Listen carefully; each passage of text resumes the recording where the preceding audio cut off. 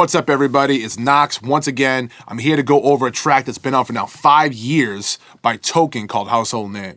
Let's get into it. Me and Decap did this record together. It actually came together really hilariously because I was playing a guitar and it was just like this one string barely hanging on a nylon guitar that was like all beat up. It ended up getting thrown out, I think. He ended up putting the bass to it and I melodined to 808 and we came up with this.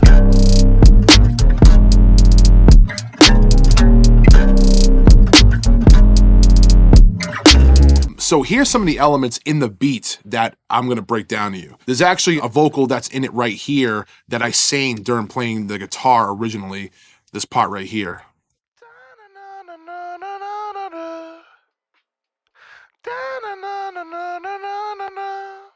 So that's underneath the guitar. So when you hear the guitar, it's very subtle. I tend to notice that Token does really well with mixolydian material. I don't know why. He tends to kind of like rap in that scale, even if there's like one note going on. So on this record, I tried to capture that. And over that, I added another melody to it.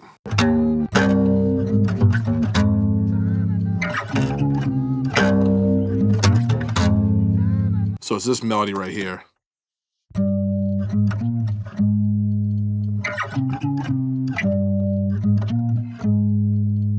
That guitar, it was really processed a lot.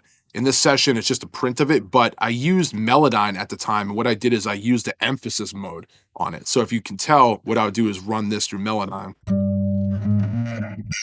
I went this way. It just has this like real wet sound to it that even to this day on like a degrading plugin like Lossy or Digitalis, it doesn't quite do the same. It has a real gnarly parameter to it that you can't even automate it. It doesn't even let you automate it.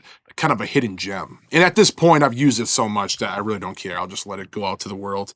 That's what I've used for a long time to achieve some of those really wet textures.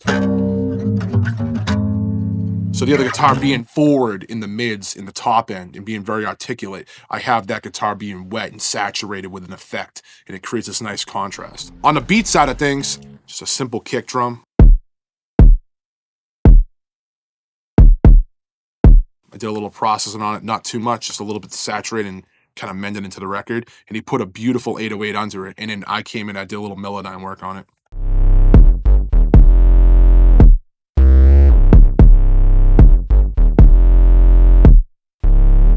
It feels almost like triumphant, and that over the guitar being almost like melancholy and kind of like melodramatic. It makes this real nice contrast of like triumphant, yet it has its like vulnerability and has an emotion to it. On the hat front, we had Decap lay some dope hats in there. Here's a percussion effect that I did. I think what I did is I reversed something. Let me see if I can reverse it back.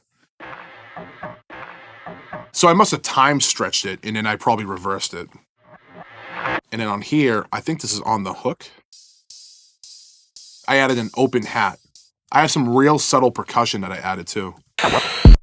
So it adds a little bit of a reinforcement to it. So it just feels like a little bit more open. You start hearing a little bit more like detail in the hats and the percussion. Those little subtle details can make a hook sound huge. Household name, mommy just called, but I let that ring. Tell her I'm busy, I'm doing my thing. On the snare front, Decap added a lot of his classic Decap snares from the Drums That Knock kit. And then what I did is I added a couple reverb splashes. And then I believe this is on the second half of the hook just to kind of open up the snare. This was a year I got my first synth. I got the Matrix Brood, and I believe this is one of the pads off of it. So when that comes in,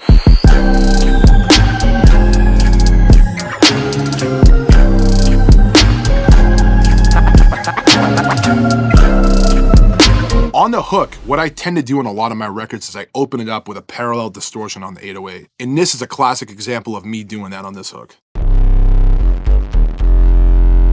You gotta make sure that the 808's cutting through properly.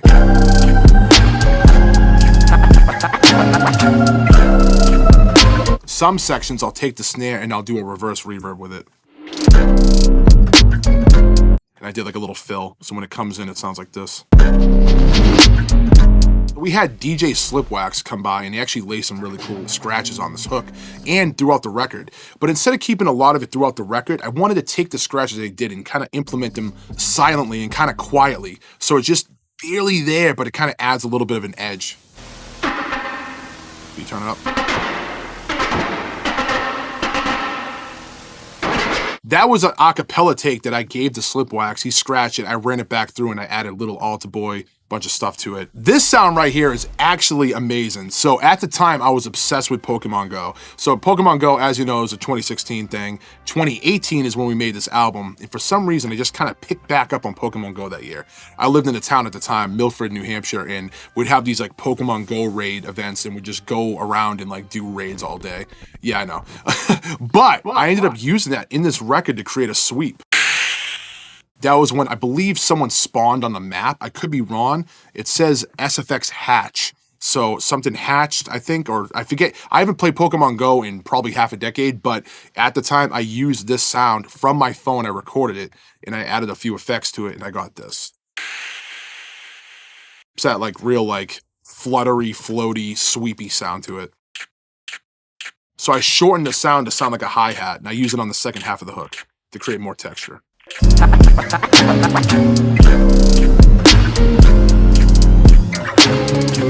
On the vocals on this record, there was quite a bit going on. So we have a bunch of main vocals, we have our hook vocals, we have stereo vocals, we have a bunch of pan vocals, a vocal SFX section with tons of tracks in there, we have a whole ad-lib section, and we have our SFX sends. So on the hook, there's a lot of layers going on, but we'll start with the doubles here. So the doubles just run them through a group Vox effect. Household name, mommy just called, but I let that rain. So I had those double vocals going through, and then I had a couple throws. Just some subtle delays with like lo-fi on it. And then if we go into this section right here, there's quite a bit going on. So underneath all of that, this is where the real excitement starts happening. So we had a couple ad-lib vocals that he went back and forth with. What'd he do? Where'd he go? I don't know. Everywhere on the globe. Then on the hook section, we added this as well. I hate plugins that automatically loop stuff. Most of the time, I like to manipulate it at a granular level and to really get in the guts with a plugin, to get all those little inconsistencies of like, say if you're just grabbing a random chunk and having that little millisecond off, or like half a millisecond or whatever it is, it can create that like push-pull sound that sounds really creative and almost creates its own swing versus being like so on the grid. Even if you shift it on and off, it's all on one thing. And you'd have to like literally have a plugin that does every little stutter and parameter differently. And it would probably take either way too much memory to do that at this point in time and or way too much time to code that versus just doing it yourself. I also added a couple cool throws like this. I also added another throw on top of it. Some type of like plate reverb. Did a little reverse one over here. On the second half of the hook, I had Token do a high vocal, and I just made it all monotone. Household name, mommy just called, but I let that rain. And I took his throws, and I actually melodined them to have a different key, so it creates a subtle harmony underneath it.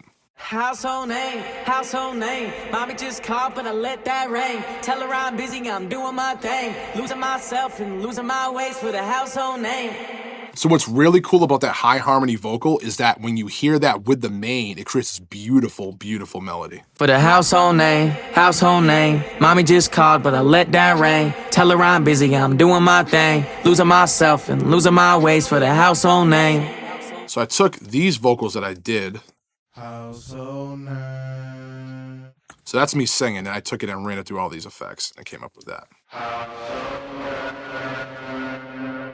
On the second half of the hook, I also added some really cool marimbas. So I had a low one pan to the left, a higher one to the right.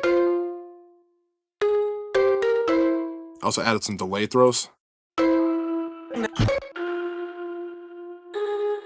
So I also added some plates. A little saturation. I also added this on the other side. I think I melodined that as well with a little de-emphasis. I added this.